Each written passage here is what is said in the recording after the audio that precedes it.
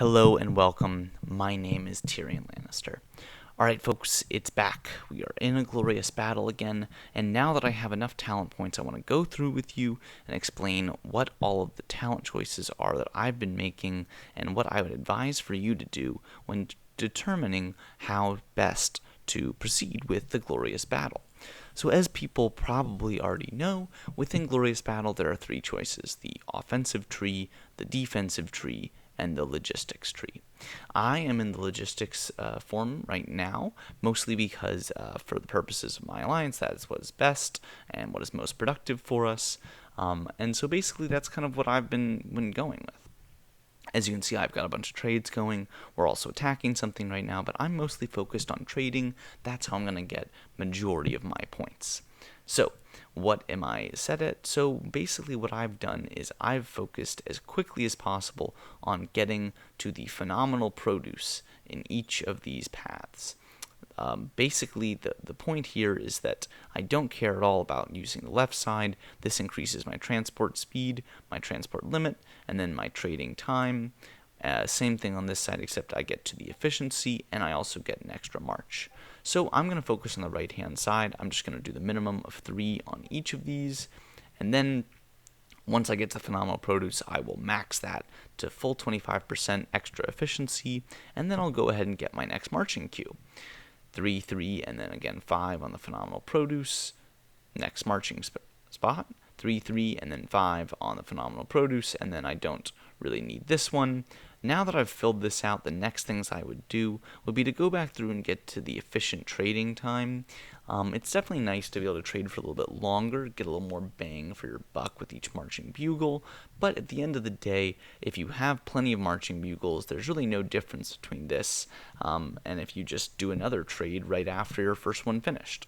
The biggest thing is just the phenomenal produce means that you're getting actually more resources per second of trading, and that's really big. That's going to mean more points for you, more resources for your alliance, and that's all this event is really about. Now, why would you ever upgrade the transporting? Well, basically you can get a lot of points from transporting goods as well. I think that it's important to realize that, and that's a good way to get some quick points.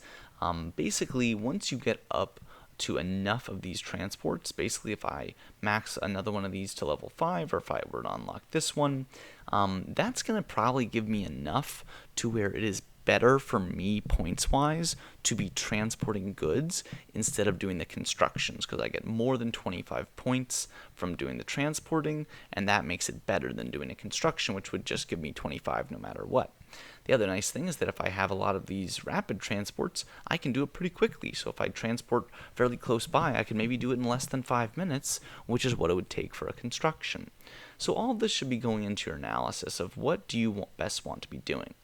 In general, I would highly recommend that if you are a non-max account, stay in the logistics mode, try to focus on trading, do as much trading as you can from the biggest merchant cities that you can find, and then if you really need a little bit extra just to fill out your daily kind of limit, then do a little bit of transporting or something like that once you get over 25 per transport. If not, then you should just go ahead and construct, and that's the best way to get to 600 each day. Now, let's take a second and quickly talk about what to do if you're in the offensive or defensive administration mode. Now, you'll notice that these are very, very similar. They both give lower resilience. They give the resilience lost in victory lowered. They also do more casualty rate. Same thing on this side. You can see the same. And then the difference is that you get total attack when attacking, total defense when attacking, total health when attacking, versus total attack when defending. Same thing, and with defending. So basically on the offensive side of things, there are basically two schools of thought. The first is focusing on resilience. If you are going to be traveling somewhere or not expecting to do a lot of battles, but you want to fight with high resilience, then I highly recommend focusing on the Swift Cavalry and Battle Hardened and get those maxed first, then go through, try to get to the next one, try to get all the way down to here where you're going to get more of that extra resilience, and really just be focused on a resilience play. In general, I would never focus too much on the total attacks here, or total defense, or total health. Those are just pretty not that valuable.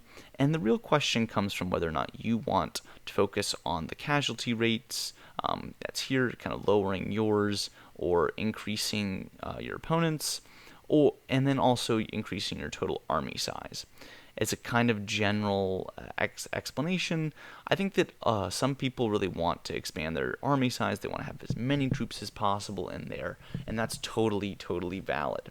Like I said, it depends on what you're going for. If you want to sit in there for as long as possible, then I would say go for the casualty rates, go for the troop expansion, try to sit there as long as you possibly can, and just extract as much pain on your opponents as possible.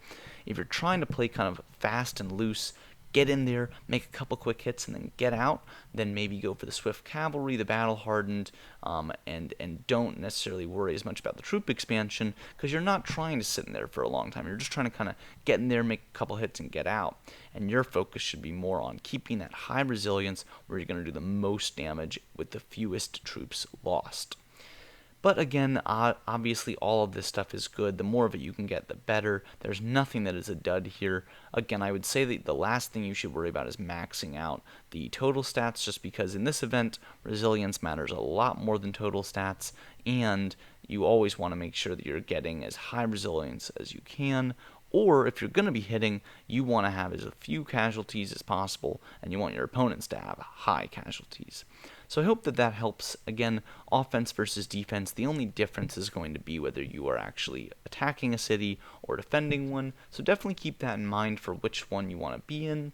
And I will just lastly note that the first aid, this one, only does apply when it's attacking or defending a city, as you can see here, but the resilience ones, those apply for everything. So it doesn't matter whether you're attacking or defending, you always keep your resilience. The casualty rates do not necessarily apply that way. Similarly, the troop expansion is a universal one. So again, just things to go into account.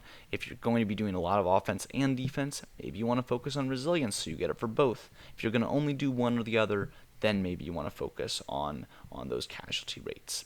But I hope this was helpful. Hope you learned a thing or two. Hope you understand a little more about what types of choices you should be making when determining which talent tree to go down in your glorious battle.